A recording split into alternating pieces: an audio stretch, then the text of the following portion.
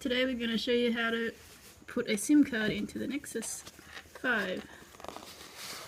So just unboxing it. Google phone.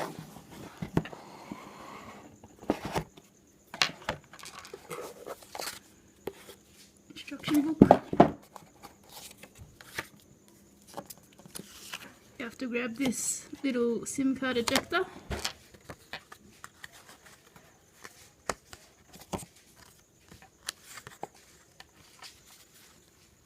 Paper instructions.